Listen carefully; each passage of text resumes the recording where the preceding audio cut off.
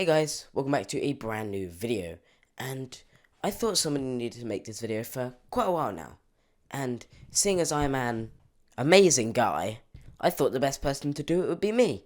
Before I continue, this is probably the part where I mentioned that I spend hours on these videos, and I have a Twitter and YouTube, so if you could just go to those social medias respectively and search HarleyTBS, and you're already on my channel. And if you can just press that follow button and subscribe button, it means a lot. I work for hours on these videos, so if you could put in the, 30 seconds max that it takes you to go to social medias and just quickly press the buttons, it would help me more than I could even put into words. I'm on my way to 10k now, and I'm really excited to hit that goal. We're actually 50 subs away from 7k as of announcing this, so if you could just press those buttons, it would mean a lot. And yeah, let's get into the video. Slazo, also known as Michael, is an Australian YouTuber with 800,000 subscribers. His channel blew up from Reddit-styled content and creative videos sort of like his video on the bright side.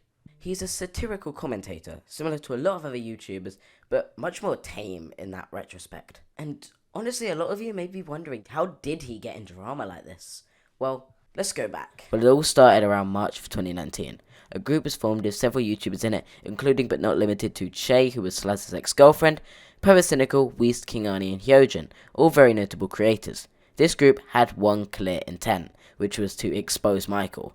This group helped Che write a statement about Slazo in a tweet longer and helped spread it and defend her. While this was happening, many YouTubers behind the scenes heard about this, including Slazo, who contacted Che thinking they put it behind them after 2 separate engagements. However, she also attempted to use this in her evidence later. On June the 10th, 2019, the post was released on Twitter. This thread told the story of Che, claiming she'd been abused or being a minor by Slazo. They'd forced her into doing stuff, that this was her first relationship, and hadn't done anything like this before, including claims that he touched her breast while she cried, and lots more. With the evidence posted the next day, at the time it looked verified and seemed like it could have been the case.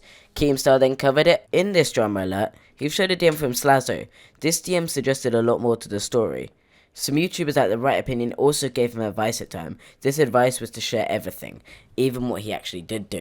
Then, we get to Slazo's response. Everybody waited impatiently for Slazo's response, sitting in suspense to find out the true story, and when Slazo's video dropped on June the 27th, everything changed. As of a couple weeks ago, some of you might be wondering why I took so long to make this response. That's mainly because I wanted a good but belated response. I've got a list of things here that I want to talk about, so I didn't want to rush it, basically. I didn't want a terrible, crying, early apology. We went into the cinema, we had our first kiss, our teeth hit each other's, neither of us knew what we were doing, and I was willing to call it quits there, when she pulls my hand down and says to touch her, which is a pretty long way from how she portrays it in her version of the story. In fact, she was actually the one who brought up the entire idea of doing anything in the cinema. It was her idea, and I had no reason to believe she wasn't as in on this as I was, so I'm not sure why she made it look like this. This video was very well formatted, showed effective evidence including evidence that showed she had asked him to do what he did, and even had messages showing that she enjoyed it, showing her making conscious moves on him, her manipulating messages by taking them out of context, and also lying about several things consciously in an attempt to damage his career, including lies that it was her first relationship and that he was abusive. This was all backed up with screenshots, and it made waves. When Slazo's video dropped, the commentary scene shattered like glass into different sides. There were iconic posts just before the video, including a quote by Kingani that everybody knows at this point, reading, "Innocent people don't stay quiet this song," with the clown emoji.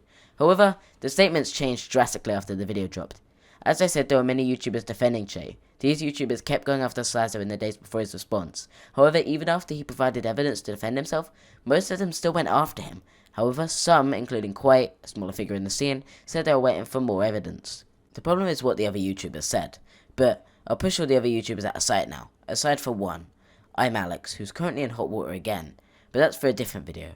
Alex released several posts about Slazo after his response, in lovely video quality that have obviously been preserved. These videos showed Alex continuing to accuse Slazo, including an accusation of literal pedophilia. These had no evidence, and to most people felt slanderous. But luckily, the public didn't favour Alex, as several new pieces of evidence against Alex showed up, including proof that Alex had lied about allegations like these before. This proof also included evidence showing that Alex had not spoke to Slazo, someone he was friends with, about these accusations at any time to get his side. Alex had backstabbed his friend. Alex then, for some reason, decided to speak to the YouTubers calling him out in a private call, including Nicholas Diorio, who recorded this call and shared the claims made with Slazo, querying him on the validity of many of these claims. And Slazo explained everything, painting Alex in an even worse light. The tide had turned on the people going after Slazo. This situation also got worse for the accusers, as DMs from Che were leaked, showcasing her conspiring on the accusations against Slazo. This chat also showed her admitting to falsifying claims. There was also evidence of creators trying to remove Slazo from the commentary scene altogether. The motives for this are unknown. So you may be asking, what do I think? I think that honestly a lot of people in this situation were misguided and didn't understand the full truth of the situation, and they wanted to support their friend Che and felt too embarrassed to apologise. People like King Arnie, although making hilarious funny tweets about Slazo, obviously most likely didn't have the worst of intentions at heart. But we may never truly know what their intentions were. All we know is that Alex lied about a lot of things in this drama, which makes Alex untrustworthy and very manipulative. He was only interested in the views he could gain from it, and that's why he took the most damage. I think Alex is a terrible person. However, if I ever get the chance to speak to him, maybe I'll end up getting to know him. I'm pretty sure this was a big mistake for most people. However, for Che, it was an outright lie. Che made a severe mistake, and it was one that a lot of people can't forgive. A lot of people can't forgive that kind of slander. To lie about sexual assault is tragic, and it basically spelled the end for her career.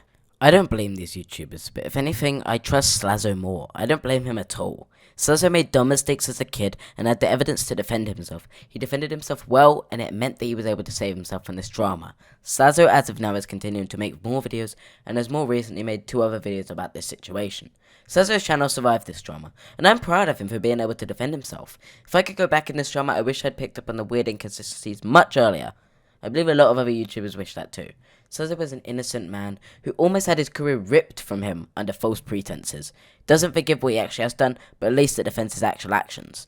These people are human and have reasons for every one of their actions, and every human makes mistakes. If you're wondering where everyone involved is now, Pyrocynical's channel is basically undamaged. I'm Alex is a wreck.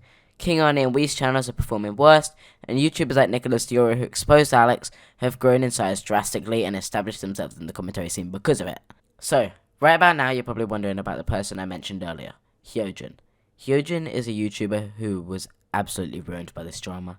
It ended in a really serious problem. Hyojin was involved in the drama defending Che, and when people started digging up a little information on Hyojin, they dug up a whole landfill.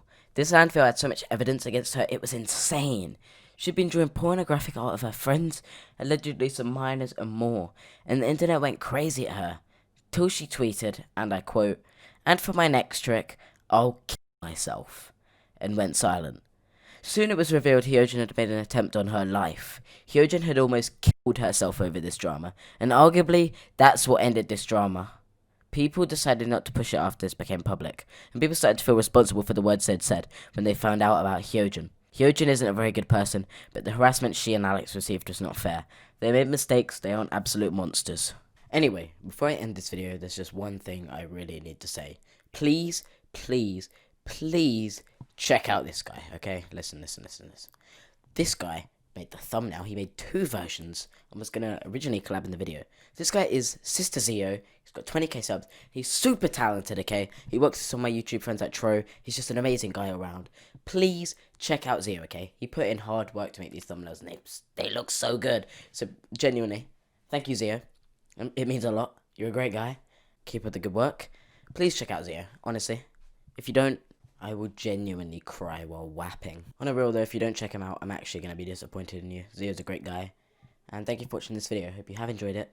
Put in a lot of work to make this for you, so hope you've enjoyed it. It's been literally 8 days since I started work on this video, so 9 days actually.